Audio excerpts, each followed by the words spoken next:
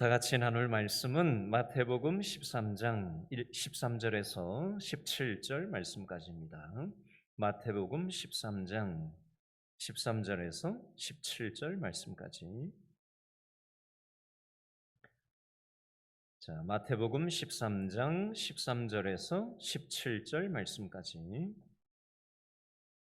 두 번 반복되는 표현이 있는데 13절과 14절에 한 번씩 나오는데요. 이게 오늘 본문의 핵심 표현이 되겠습니다.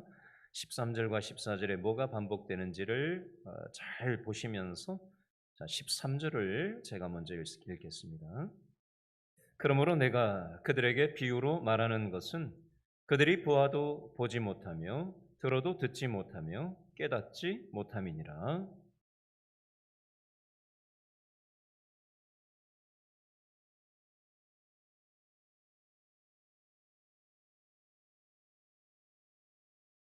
'이 백성들의 마음이 완악하여져서 그 귀는 듣기에 둔하고 눈은 감았으니 이는 눈으로 보고 귀로 듣고 마음으로 깨달아 돌이켜 내게 고침을 받을까 두려워함이라 하였느니라.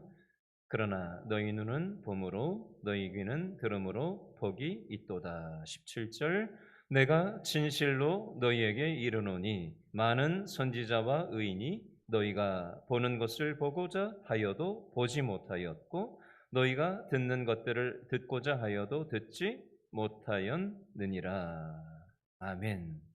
자, 13절하고 14절에 반복되는 패턴이 하나 나오죠. 뭐 하지 못했다? 깨닫지 못함이니라. 14절 셋째 줄에도 깨닫지 못할 것이요. 깨닫는다라는 표현이 반복적으로 강조되고 있습니다. 자, 저를 한번 따라해 주시겠어요? 하나님을 가까이 하면 소망이 생깁니다. 반대말도 있거든요. 저를 따라 하시겠어요? 하나님하고 멀어지면 망하는 길로 갑니다.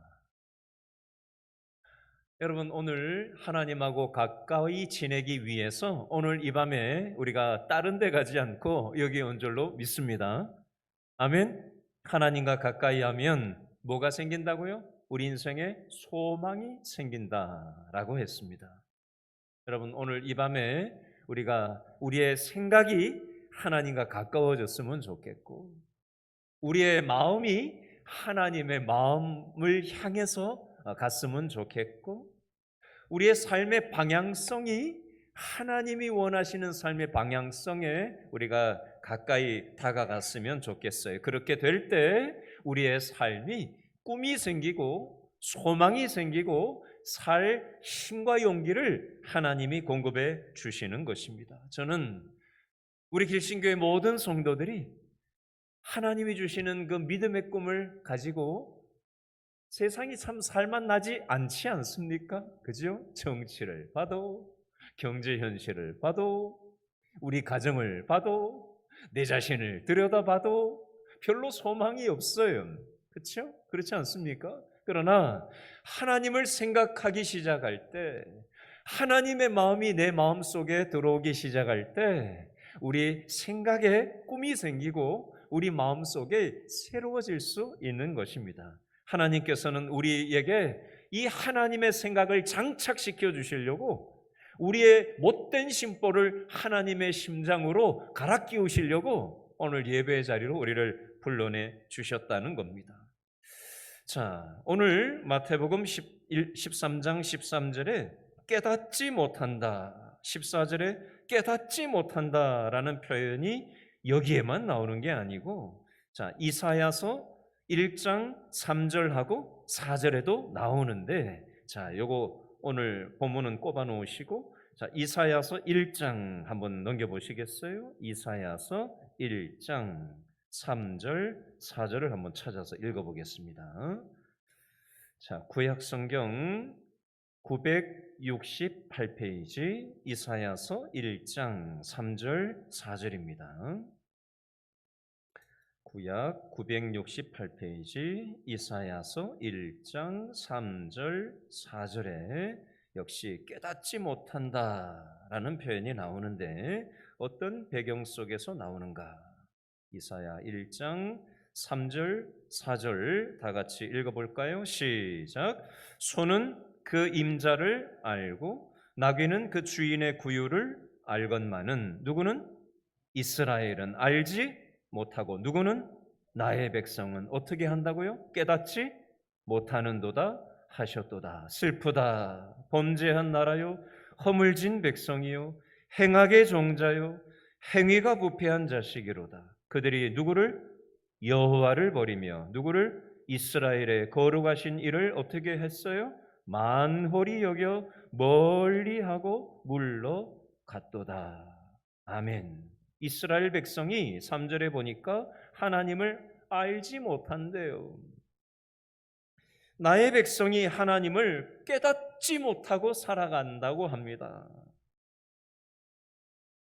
1장 4절에 보니까 그들이, 이스라엘 백성들이 여호와 하나님을 버리고 이스라엘의 거룩하신 이 하나님을 만홀히 여기고 멀리하고 물러간 상태가 바로 이스라엘 백성들의 상태요, 오늘을 살아가는 저와 여러분의 상태는 아닌가?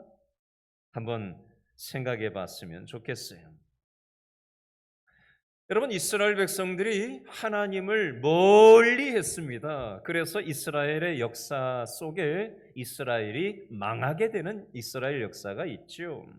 로마의 식민 지배를 받게 됩니다. 나라가 망하고 역사적으로 이스라엘의 식민 지배를 받았던 때가 있었죠. 예수님께서 2025년 전에 이 땅에 오실 때 이스라엘의 현실이 하나님을 멀리한 이스라엘 백성들의 역사적인 상황이 나라가 망하고 로마의 식민 지배를 받던 그 역사적인 상황 속에 예수님이 2025년 전에 이스라엘 땅에 오신 거예요. 그런데 예수님이 이 세상을 구원하시려고 이 땅에 왔는데도 불구하고 그 당시 종교 지도자들인 서기관들과 바리새인들은 우리는 율법대로 잘 살고 있어 라고 착각을 하고 깨닫지 못하고 예수님을 십자가에 못 박는데 앞장선 장본인들이 바로 종교 지도자들, 서기관과 바리새인들이었습니다. 이 사람들은 자신들이 어떤 상태에 있는지 깨닫지 못했습니다. 예수님은 이 땅에 오셔서 자신의 말씀을 통해서 자신이 메시아임을 드러내셨고 수많은 사람들을 고치고 회복시키는 표적을 통해서 자신이 메시아라는 것을 나타내 보여주셨지만 이 사람들은 깨닫지를 못했습니다. 여러분, 예수님이 믿어지십니까? 예수님이 메시아라는 사실이 믿어지십니까? 예수님이 다시 오실 메시아라는 사실이 믿어지십니까? 너무 당연해서 아멘도 안 나오세요? 그거 뭐 당연한 걸 물어봐요? 여러분, 마음속에 있는 걸 표현을 좀 하셔야 됩니다. 아, 이거 뭐 목사님 뭐 꼭 그걸 얘기해야 알아요? 아니요. 표현하는 게 굉장히 중요합니다. 저는 소리를 지르라고 얘기한 게 아니에요. 여러분들이 목소리를 내서 시인하는 거, 자기 인식을 가지는 거, 내가 어떤 정체성을 가진 사람인지를 되새김질하는 것이 중요하다는 말씀을 드리는 것입니다. 여러분, 다시 한번 질문하겠습니다. 억지로 답하지 마시고 믿어지면 답하시고 안 믿어지면 얘기하지 마세요. 여러분, 예수님께서 나를 위해서 십자가 지시고 나의 죄 문제를 위해서, 우리를 위해서 이 땅에 오신 사실이 믿어지십니까? 그 예수님이 다시 이 땅에 오실 것이 믿어지십니까? 여러분, 이 사실이 믿어지는 게 바로 은혜입니다. 이게 내가 믿어야지 한다고 이게 믿어지는 게 아니에요. 그러므로 우리는 복받은 사람들입니다. 예수님이 믿어지는 이 사실이 바로 축복받은 것이고 이 사실이 바로 가장 지상에서 가장 복된 사건이라는 것입니다. 아무나 이게 깨달아지는 게 아니에요. 아무나 깨달아지는 게 아니에요. 여러분, 이것은 한 번 그저 처음 예수님 믿을 때 깨닫는 것으로 끝나면 되는 게 아니라 날마다 이게 깨달아져야 돼요. 말씀을 대할 때마다 깨달아져야 되고요. 아침에 일어나서 이게 깨달아져야 되고요. 잠자기 전에 이게 깨달아져야 되고요. 길 가다가도 이게 깨달아져야 되고요. 이게 깨달아지면 깨달아질수록 내 삶이 더 힘 있는 삶이 되어지는 겁니다. 그런데 이게 깨달아지지 않으면은 우리의 영적 생활이 작동이 되지 않습니다. 자, 저를 한번 세 가지로 한번 정리를 해보겠는데요. 자, 저를 한번 따라해 보시겠어요? 깨달아지지 못하면 회개가 안 나옵니다. 교회 오면 뭐 회개하라고 하잖아요. 근데 깨달아져야 회개가 나오지. 그 회개하란다고 이게 회개가 나오나요? 깨달아져야 이게 회개가 나오는 법입니다. 죄 때문에 망한다라는 사실, 이 죄 문제가 해결되지 않으면 내 인생이 망한다는 사실이 깨달아져야 회개가 나오는데 이게 깨달아지질 않으니까 회개가 안 나오는 것입니다. 여러분, 깨달음이 와야 회개가 나오고 회개가 있어야 삶의 변화가 동반되는 것입니다. 하나님의 말씀대로 순종하면서 살면 복을 받지만 불순종하면 하나님의 징계가 있다는 것이 깨달아지고 살아야 된다는 것입니다. 두 번째, 따라하시죠. 깨달아져야 감사가 나옵니다. 왜 우리 삶 가운데 감사가 없고 건수만 있으면 불평이 팍 튀어나오고 그냥 짜증이 팍 튀어나오고 그냥 악담이 그냥 팍 튀어나오느냐? 여러분, 어떻게 이 더운데 짜증이 안 나겠어요? 스트레스를 받는데 왜 힘든 마음이 없겠냐고요? 그러나 더운 날씨나 우리를 스트레스 주는 스트레스 요인보다 하나님이 주시는 은혜가 내 생각과 마음을 딱 잡아야 이게 깨달아져야 내 짜증과 내 스트레스 상황을 넘어설 수가 있는 겁니다. 깨달아져야 감사가 나오는 거예요. 하나님이 오늘날까지 나를 살게 하신 게 감사하고 지금까지 뭐 그렇게 대단치는 않아도 하나님께서 먹고 살게 해주시고 건강하게 해주시고 살아있는 거 이 하나만 해도 하나님의 은혜다라는 사실이 깨달아지는 사람이 감사가 나오는 것입니다. 카네기라고 하는 유명한 사람이 있는데요. 이 사람의 성공론에 보면 이런 글이 나와요. 헤럴드 에버트라는 사람이 나오는데 이 사람이 사업을 하다가 실패를 했어요. 그래서 전 재산이 다 날아갔어요. 그리고 빚더미에 앉게 됐습니다. 그러니 얼마나 절망이 찾아왔겠어요? 그러고는 터덜 걸어가는데 저쪽 반대편에서 두 다리가 없는 장애인이 바퀴를 단 나무 판자에 앉아서 양손에 막대기를 잡고는 땅을 긁으면서 자신을 향해서 오고 있더랍니다. 서로 이렇게 마주치는데 상대편에서 오던 이 장애인이 이 사업에 망하고 빚더미에 앉은 절망감에 빠져가지고 터덜 걸어가던 이 망한 사업가를 눈이 마주치면서 이렇게 얘기했답니다. 서로 모르는 사이인데요. 이 장애인이 이렇게 얘기했대요. 안녕하십니까? 참 좋은 날입니다. 이렇게 하고는 웃으면서 아주 명랑하게 인사를 하더라는 겁니다. 이 망한 사업가는 이 장애인의 모습을 보는 순간 내가 저 사람에 비하면 얼마나 상대적으로 부자인가, 여전히 부자인가 이게 깨달아지더래요. 그리고 또 뭐가 깨달아졌느냐? 저 사람은 두 다리가 없는데 나는 걸어 다닐 수 있는 건강이 있지 않은가 이게 깨달아지더래요. 그리고 저 사람은 저렇게 어려운 형편 속에서도 아주 쾌활하고 자신감이 있어서 모르는 사람을 만나도 이렇게 인사를 건네는데 나는 이렇게 저 사람보다 훨씬 더 좋은 조건을 가지고 있으면서도 이렇게 절망감에 사로잡혀가지고 이렇게 터덜 걸어가면서 사람 눈도 못 마주치고 이렇게 살아가고 있구나라는 사실이 깨달아지는 순간 이 에보트라는 사람은 내가 인생을 새롭게 살아야 되겠구나라는 마음이 들더라는 겁니다. 그래서 자신의 욕실 거울에다가 나는 신발이 없음을 한탄했는데 거리에서 발이 없는 사람을 만났다라고 써붙여 놓고 그것을 아침마다 소리내서 읽으면서 자신의 삶을 되돌아보았다고 합니다. 욥기 32장 9절 말씀에 보면 이런 말씀이 있어요. 어른이라고 지혜롭거나 노인이라고 정의를 깨닫는 것이 아니니라. 여러분, 노인이 되었지만 철이 안 난 어린아이 같은 짓을 하는 사람들이 이 세상에 얼마나 많은지 몰라요. 노인이 되었다고 해서 잘 깨닫는 것이 아니에요. 깨닫는 것은 하나님의 은혜로 되는 것입니다. 저를 따라해 주시기 바랍니다. 깨달아지는 것은 하나님의 은혜로 되는 것입니다. 깨닫지 못하는 사람은 감사할 줄 몰라요. 그러다 보니까 행복할 수가 없는 겁니다. 그런데 깨달은 사람이 감사가 나오고 감사하는 사람의 삶은 행복이 찾아오게 되어져 있습니다. 세 번째, 저를 따라해 주시기 바랍니다.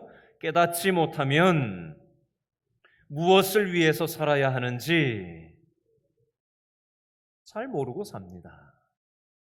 예를 들어 볼까요? 누가복음 12장에 보면 어리석은 부자 이야기가 성경에 나와요. 이 사람은 하도 그냥 부자라 가지고 밭에 소출이 풍성해서 곡식을 쌓아둘 것이 없을 정도로 수확이 많았대요. 그래서 창고 곡간을 크게 짓고 그것을 막 쟁여놓았다고 합니다. 이 사람은 평생 먹어도 남을 정도로 곡식이 많았기 때문에, 재산이 많았기 때문에 이제는 땀 흘려서 고생할 필요가 없고 즐기면서 살면 되겠다라고 생각을 하고 살아갑니다. 이때 하나님이 누가복음 12장에 말씀을 하세요. 이렇게 말씀하십니다.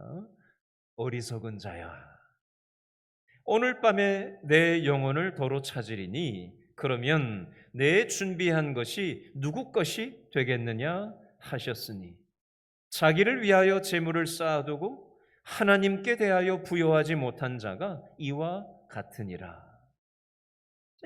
누가복음 12장 21절에 보니까 자기를 위하여 쌓아두기만 했지 하나님에 대해서는 부여하지 못했다. 자기를 위해서는 부자였지만 하나님 앞에서는 별로 부자가 아니었다라는 겁니다.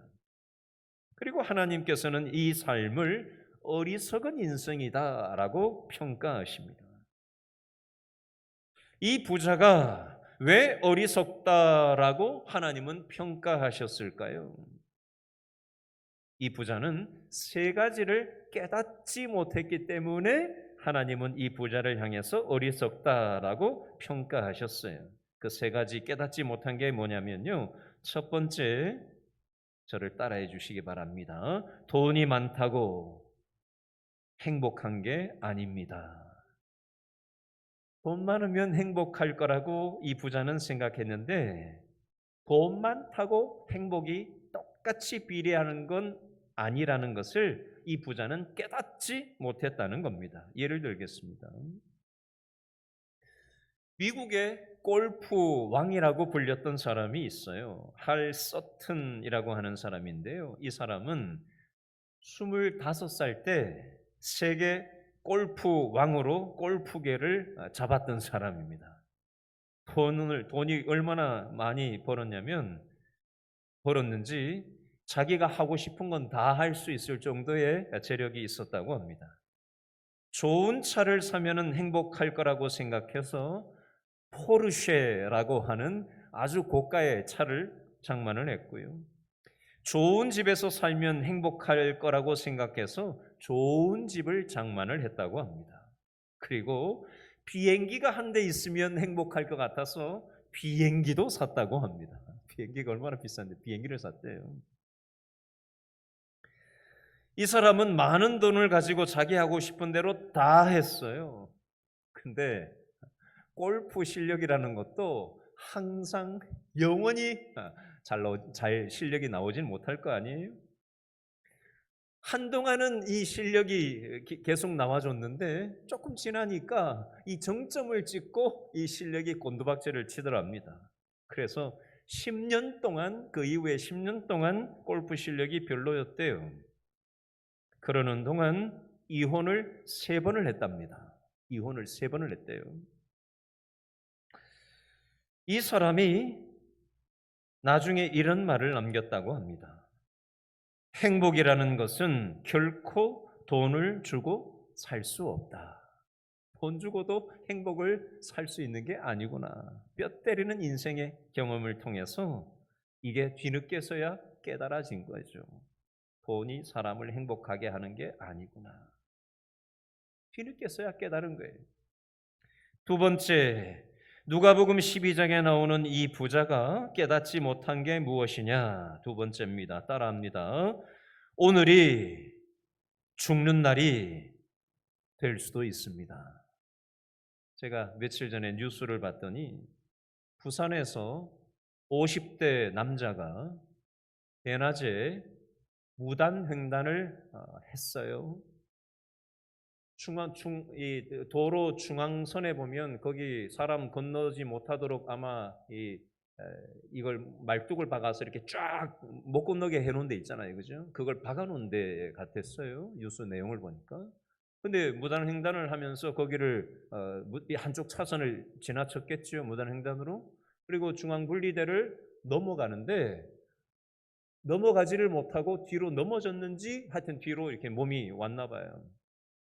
달리던 차가 한 대 받고 두 대 받고 세 대 받고 네 대 받고 운전자들 4명이 다 도망갔대요. 그 사람 옮겼는데 죽었대요. 뉴스에 나왔어요. 오늘 뉴스를 봤는데 이런 뉴스가 있더군요. 공교롭게도 또 50대 남자예요. 자전거를 타고 가다가 넘어져 가지고 숨을 헐떡이고 있었나 봐요. 여고생인지 여중생인지 두 여자아이들이 그 모습을 길 건너편에 쓰러져 있는 모습을 가만히 보는데 버스를 기다리고 있는데 주변에 아무도 없는 데였나 봐요. 근데 한 2분이 지났는데도 버스를 기다리는데 그 사람이 일어나지 못하고 누워서 그러고 있더라는 거예요. 50대 남자가 자전거 옆에서 쓰러져서. 그래서 신호가 마침 신호등이 바뀌어가지고 얼른 쫓아가서 이 여자애가 이거 뭐라 그러죠 이거에? 네? 심폐소생술.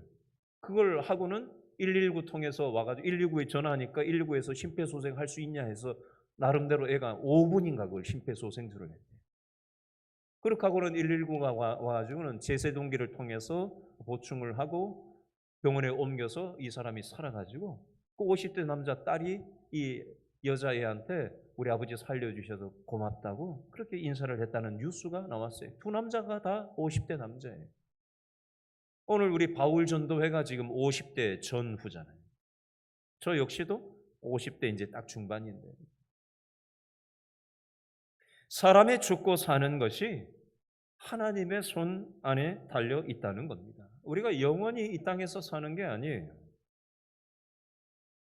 지난 수요일 날 광고를 드렸습니다만 7월 24일 날 김금돌 집사님께서 천국 가셨다는 사실을 제가 휴가 갔다 와서 뒤늦게 알게 됐어요. 가정에서 교회에다가 연락을 안 해주셔서 뒤늦게 알게 됐는데 오늘 딸 되는 김혜란 집사님하고 잠깐 통화를 했어요.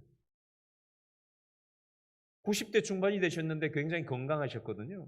신방 가서 뵐 때마다 굉장히 건강하시고 밥도 하루에 4끼씩 드시고 굉장히 건강하신 분이셨어요. 그러나 우리가 이 땅에서 살아가는 삶이 영원히 살 수는 없고 우리는 언젠가는 하나님 앞에 갈 때가 있는 유한한 존재다라는 사실을 우리는 깨닫고 우리는 오늘을 살 수 있어야 하는 겁니다. 세 번째, 부자가 깨닫지 못한 게 무엇이었냐면 저를 따라하시죠. 재물을 쌓아놓고 죽는 것이 얼마나 어리석은 일인지 깨닫지 못했습니다. 여러분, 카네기라는 사람 이름 얼핏 들어보셨을 거예요. 철강 사업의 선구자라고 할 수도 있는 분인데요. 앤드류 카네기라고 하는 이 사업가가 이 철강으로 엄청난 부를 이뤘던 사람인데, 이 사람은 어렸을 때 수도 없는 고생을 했지만 세계적인 부자가 철강을 통해서 된 다음에는 내가 이 돈을 가지고 편안하게 살 수 있지만 갑자기 사업을 정리를 해버리고 이렇게 얘기를 했습니다. 내가 인생의 전반기는 돈을 버는데 내 삶을 보냈지만 내 인생의 후반기는 하나님의 일에, 사회사업과 남을 돕는 일에 바치겠다라고 고백을 하고는 그 일만 하다가 세상을 떠난 게 바로 카네기라는 사람이에요. 이 사람은 2,509개의 공공도서관을 세웠고요. 카네기 공과대학, 카네기 교육진흥재단, 각종 평화재단을 건립하고 자기 재산의 90% 이상을 기부를 했다고 합니다. 카네기는 평소에 이런 말을 하곤 했다고 합니다. 부자인 채로 죽는다는 것은 부끄러운 일이다. 왜 부끄러운 일이냐? 하나님이 주신 재산을 가지고 그 부를 하나님 나라를 위해서 사용하지 않고 그것을 쟁여놓고 나만을 위해서 사용하면서 그것을 쌓아놓고 쓰지 않는 것은 부끄러운 일이라는 겁니다. 시편 49편 20절 말씀에 보니까 이런 표현이 있어요. 존귀하나 깨닫지 못하는 사람은 멸망하는 짐승 같도다. 그러므로 오늘 이 밤에 우리가 어떻게 기도해야 되느냐? 저를 따라해 주시기를 바랍니다. 하나님, 깨닫게 해 주십시오. 이렇게 기도를 우리가 해야 되겠습니다. 시편 119편 34절에 보니까 나로 하여금 깨닫게 하여 주소서. 시편 119편 169절에 보니까 여호와여 나의 부르짖음이 주의 앞에 이르게 하시고 주의 말씀대로 나를 깨닫게 하소서. 깨닫기를 기도하고 있습니다. 여러분, 우리가 깨닫게 해달라고 기도해야 되는데 어떤 깨달음이 있을 수 있나? 첫 번째로 하나님의 말씀에 은혜를 받으면 깨달아지는 게 있어요. 말씀을 들을 때 깨달아지고, 말씀을 읽을 때 깨달아지고, 말씀을 묵상할 때 깨달아지는 것이 있는데 이게 가장 좋은 축복입니다. 말씀이 깨달아지는 거, 이게 큰 축복이에요. 말씀을 듣는데 보는데 안 깨달아진다? 이게 무슨 말씀인지 와닿지가 않는다? 불행한 거예요. 그런데 말씀을 대하는데 이게 나에게 주시는 말씀으로 다가온다? 이게 복인 겁니다. 두 번째 깨달아지는 게 있는데 어떨 때 깨달아지느냐? 예레미야 10장 18절에 보니까 여호와께서 이와 같이 말씀하시되 보라 내가 이 땅에 사는 자를 이번에는 내던질 것이라 그들을 괴롭게 하여 깨닫게 하리라. 이게 무슨 말씀이죠? 하나님이 우리를 괴롭게 하여서 깨닫게 하실 때가 있다. 인생의 고난을 통해서 뒤늦게서야 깨달음이 오는 거죠. 여러분, 우리가 하나님 중심으로 살아야 되는데 깨닫지를 못하면 하나님께서 어떤 방식을 통해서든 우리가 사실 힘들지 않으면 별로 사실 하나님 잘 찾지를 않거든요. 인간관계가 힘들던, 자식 문제로 힘들던, 경제적으로 힘들던, 건강의 문제로 힘들던, 뭔가 힘들어야 우리는 하나님을 그제서야 생각하는 경향이 있습니다. 괴로울 때 우리가 하나님을 찾는 경향이 있어요. 그때라도 깨닫고 하나님께 나오면 되는 겁니다.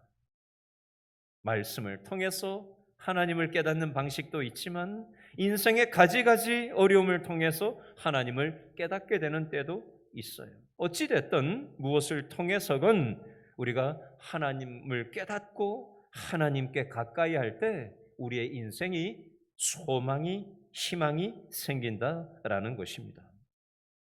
말씀을 맺겠습니다. 오늘 이 말씀을 들으면서 하나님이 깨닫게 하신 부분이 있을 거예요. 이 깨달은 이 부분을 가지고 오늘 이 저녁에 우리가 기도할 수 있었으면 좋겠고요. 깨달을 때 회개가 나오고 변화가 생기고, 깨달을 때 우리의 삶 가운데 감사가 나오고, 깨달을 때 하나님의 정신 아래서 우리가 순종하며 살면 하나님께서 복된 삶으로 우리를 인도해 주신다라는 사실을 기억하시고, 하나님 깨닫게 해 주십시오. 깨달은 거 가지고 믿음으로 살아가게 하여 주십시오. 하나님과 가까이 하며 살게 해 주십시오. 기도하는 이 밤이 될 수 있기를 바랍니다.